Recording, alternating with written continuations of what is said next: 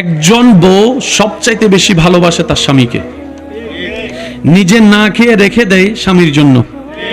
হাজার ক্ষুধা লাগলেও এমন অনেক বোনেরা আছে, স্বামী আসতে দেরি করলে ঘরে ঘন্টার পর ঘন্টা না খেয়ে বসে থাকে, ক্ষুধা থাকলেও অপেক্ষা করে স্বামীর সাথে একসাথে বসে খাওয়ার জন্য। সুবহানাল্লাহ।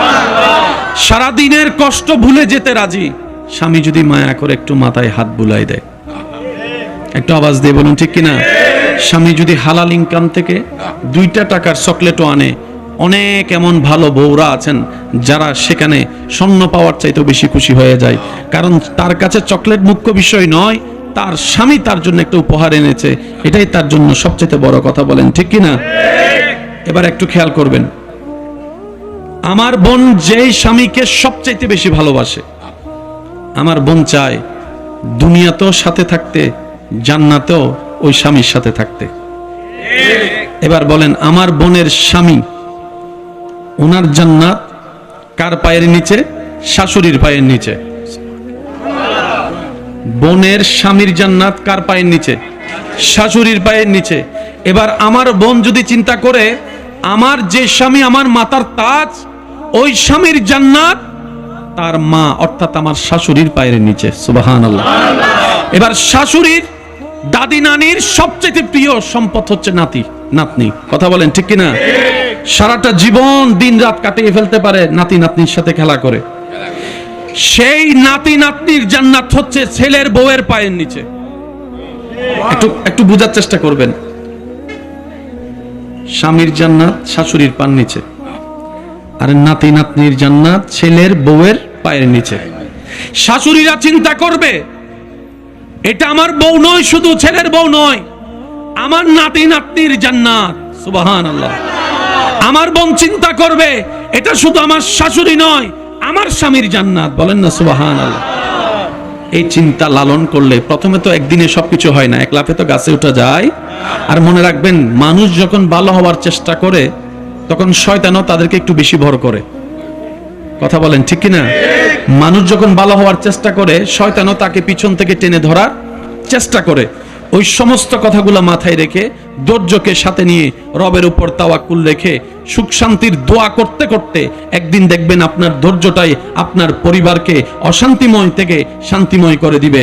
এবার আওয়াজ দিয়ে বলুন, বান্দা চেষ্টা করলে, দোয়া করলে, আল্লাহ চাইলে দিতে পারে কি পারে না?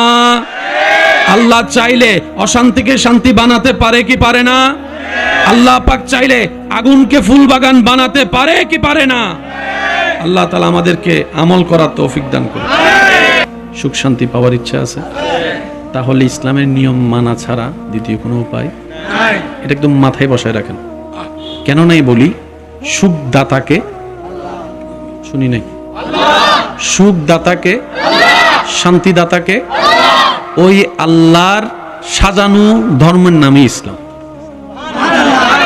এবার আপনি আমাকে একটু উত্তর দিবেন, আপনার যদি কোনো একটা জিনিস নষ্ট হয়, মোবাইল নষ্ট হয়, ওই মোবাইল কোম্পানির যেই সার্ভিস সেন্টার আছে ওটাতে গেলেই তো আপনি জিনিসটা বরাবর পাবেন, লোকালভাবে গেলে তো কখনো সম্ভব না। মানুষকে যিনি বানিয়েছেন উনি ভালো করে জানে মানুষকে কিভাবে কন্ট্রোল করতে হয়। একটু বুঝবেন জিনিসটা।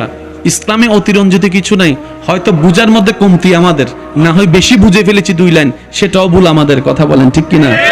যিনি সৃষ্টিকে বানিয়েছেন উনি জানে কিভাবে ছেলেকে কন্ট্রোল করতে হয়, মেয়েকে কন্ট্রোল করতে হয়, স্বামীকে কন্ট্রোল করতে হয়, বউকে কন্ট্রোল করতে হয়। যতগুলা ক্যারেক্টার আছে, প্রত্যেকটা ক্যারেক্টারের ওই ব্যক্তির স্রষ্টাকে উনি জানে কিভাবে করলে সুখের হয়, শান্তির হয়। আপনি যদি একটা হাদিস খেয়াল করেন, এই একটা হাদিসের ভিতরে সারা পৃথিবীর সমস্ত অশান্তি দূর করার ওষুধ আছে। কয়টা হাদিস বলেছি? আমি সবার মুখে শুনতে চাই, কয়টা? নবীজির একটা হাদিস যদি পৃথিবীতে প্রতিষ্ঠিত করা যায়, সব অশান্তি শেষ। সারা জীবন শুনেছেন, শুধু আমি আপনাদেরকে একটু স্মরণ করিয়ে দিচ্ছি। নবী রাহমাতুল লিল আলামিন বলছেন, নিজের জন্য তুমি যেটা পছন্দ করো, অপরের জন্য তুমি সেটাই পছন্দ করিও। সুবহানাল্লাহ। তুমি নিজের ক্ষেত্রে যে বিষয়গুলা পছন্দ করো না, অন্যের ক্ষেত্রে সেটা চাপিয়ে দিও না, অন্যের ক্ষেত্রে সেটা চাপিয়ে দিও না। অর্থাৎ তুমি যদি চাও তোমার দোষ গোপন থাকুক, তুমি অন্যের দোষ গোপন রাখাকে পছন্দ করো। তুমি যদি 2 বেলা ভালো করে খাওয়া পছন্দ করো, তোমার প্রতিবেশীকেও 2 বেলা ভালো করে খাওয়াটা আশা করো তুমি। এই একটা হাদিস পৃথিবীর বুকে যদি প্রতিষ্ঠিত হয়, সমস্ত অশান্তি শেষ হয়ে যাবে, শান্তি শান্তি হয়ে যাবে। সুবহানাল্লাহ। ইসলামকে সেজন্য বলা হয় কোড অফ লাইফ। চিৎকার দিয়ে বলেন সুবহানাল্লাহ।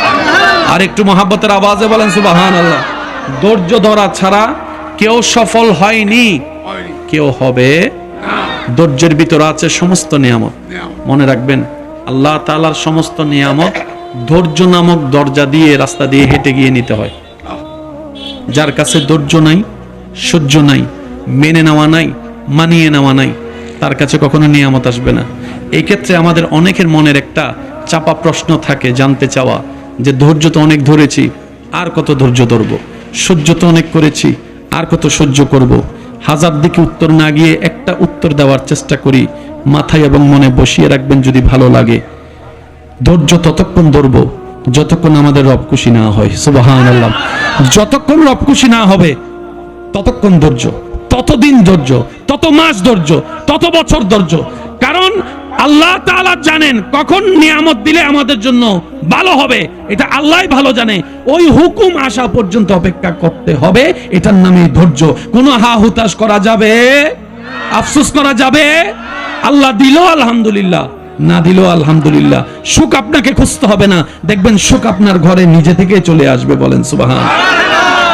এই জীবনে যতদিন বাঁচবেন এই কথা মনে রাখবেন, কটু কথা শুনতে হবে, বদনাম শুনতে হবে, দুশমন বেড়ে যাবে, আপনা মানুষ পর হয়ে যাবে। এই পৃথিবীতে একটা কমন বিষয় হচ্ছে যে আপন মানুষ কি হয়ে যায়? জোরে বলেন, আপন মানুষ কি হয়ে যায়? এটার কারণ কি জানেন? এটার কারণ হচ্ছে আমরা যখন দুনিয়ার সাথে অন্তরকে বেশি জোড়া লাগাই দিই, তখন আল্লাহ পাক আমাদেরকে একটা এক্সাম্পল দেখায়, বান্দা ব্রেক লাগা,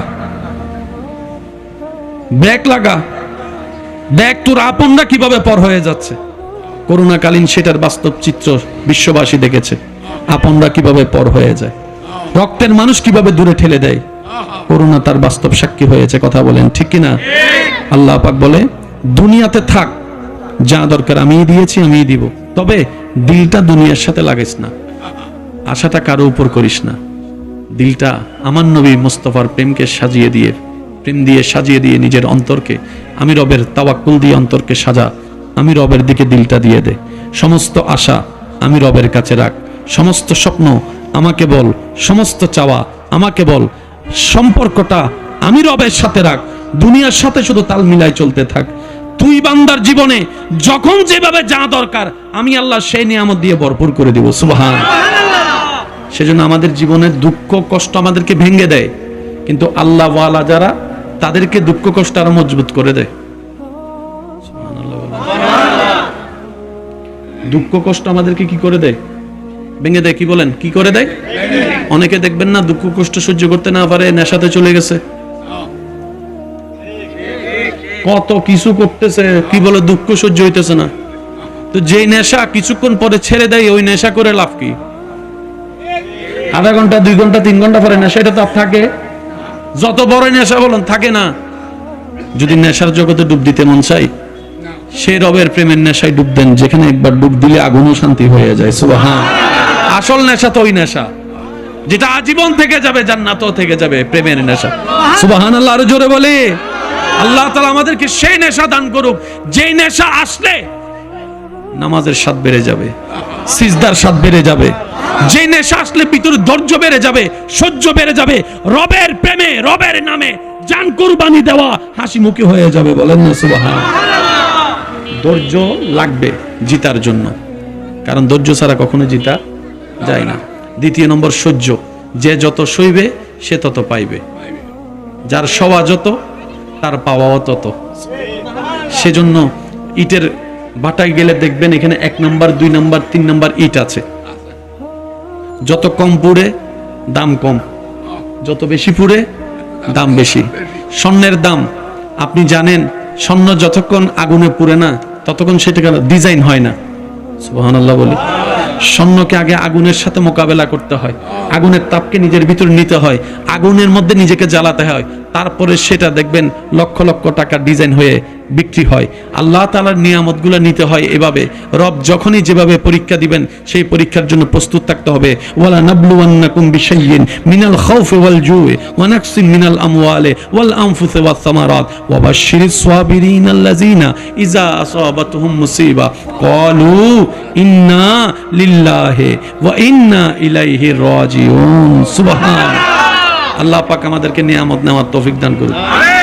যে দুই একজন আমাকে ভালোবাসেন, আবদার করে একটা কথা বলি, ভালো লাগলে রাখার চেষ্টা করবেন। এই দুনিয়াতে সবার সাথে চলেন, কিন্তু নিজের দিলটাকে কারোর সাথে এমন ভাবে লাগাই দিয়েন না যে ও মারা গেলে আপনি মরে যাবেন, ও কষ্ট দিলে আপনার চোখ থেকে পানি পড়বে। দিলটা এমন ভাবে কারোর সাথে লাগাইন না, কারণ মানুষ সেকেন্ডে সেকেন্ডে পরিবর্তন হয়। যে দুনিয়ার মানুষ সবচাইতে দামি সম্পর্ক, কাছের সম্পর্ক হচ্ছে মা বাবার সাথে সন্তানের সম্পর্ক। সবাই সাক্ষী, অনেক সন্তান মা বাবাকে বৃদ্ধাশ্রমে রেখে এসেছে। যেই পৃথিবীর এই দৃশ্য দেখা যায়, সন্তান মা বাবাকে দেখে না, সেখানে আর ভালোবাসার কোনো আশা করা যায়? আরেকটু আওয়াজ দিয়ে বলেন, ভালোবাসা আশা করা যায়? যেখানে সন্তানের কাছে মা বাবা ভালোবাসা পাচ্ছে না, একটু বোঝার চেষ্টা করবেন। সেজন্য মনে রাখবেন, এই অন্তরটা সর্বদা নবীর প্রেম দিয়ে সাজিয়ে আল্লাহর দিকে করে রাখবেন, তাহলে আপনার কখন আর ভেঙে পড়ার সুযোগ থাকবে। কারণ দুনিয়ার সাথে যত লাগিয়ে রাখবেন, ওই মানুষটা যার সাথে আপনি দিল লাগায় রাখবেন, সে যেমনে চালাবে আপনাকে সেভাবে চলতে হবে। সে সুখ দিলে আপনি সুখ পাবেন, সে দুঃখ দিলে চোখের পানি পড়বে। দরকার কি আর, যেখান থেকে সুখ আসে ওই দরবারের সাথে অন্তরকে লাগাই দেন। হুয়াল্লাযী আনজালাস সাকিনাতা ফি কুলুবিল মুমিনিন। চিৎকার দিয়ে বলেন সুবহানাল্লাহ। দ্বিতীয় নম্বর কথা, একা থাকেন, একা বাঁচার অভ্যাস করেন। একা থাকেন, একা চলেন, একা বাঁচার অভ্যাস করেন। কারণ এই পৃথিবীতে রবের উপর তাওয়াক্কুল করে যে একা থাকতে শিখে যায়, তাকে কেউ একা হতে পারে। মেয়ে যেন অন্তত মার লাশটা গোসল দেওয়াইতে পারে। শিকার দরকার আছে না নাই আপনারা বলেন? কারণ দিন দিন মানুষ সুন্দর করে গোসল দেওয়ানোর যে সিস্টেম, এই সিস্টেমওয়ালা মানুষের সংখ্যা কমে যাচ্ছে। এইরকম মানুষ যদি এলাকায় 3-4টা যেটা আছে, ওরা যদি মারা যায়, আমরা গোসল দেওয়ানোর জন্য মানুষ পাবো কোথায়? কথা বলেন ঠিক কিনা? নিজের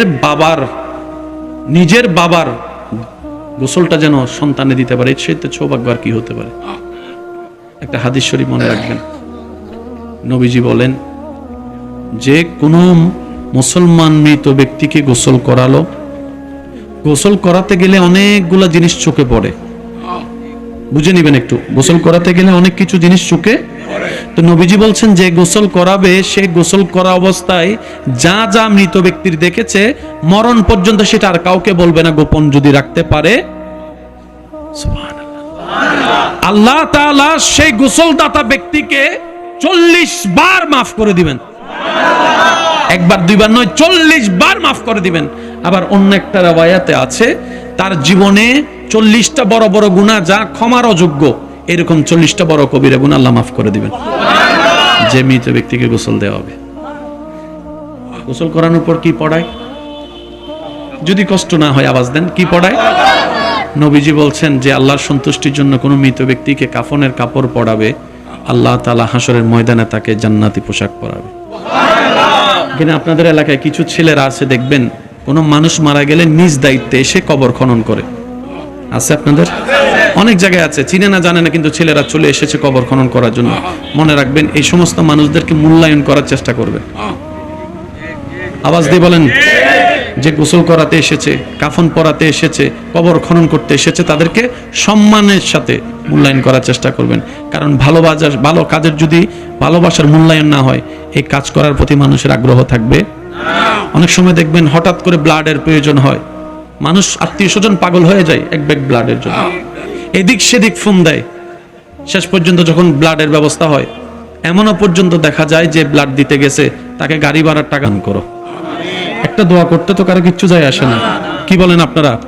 তাহলে হবে কি জানেন, আপনি অন্য সময় বিপদে পড়লে আল্লাহ তাআলা আরো কিছু মানুষের আপনার ব্যবস্থা করে দিবে, যে আপনার বিপদে আপনার পাশে থাকবে। বলেন না সুবহানাল্লাহ।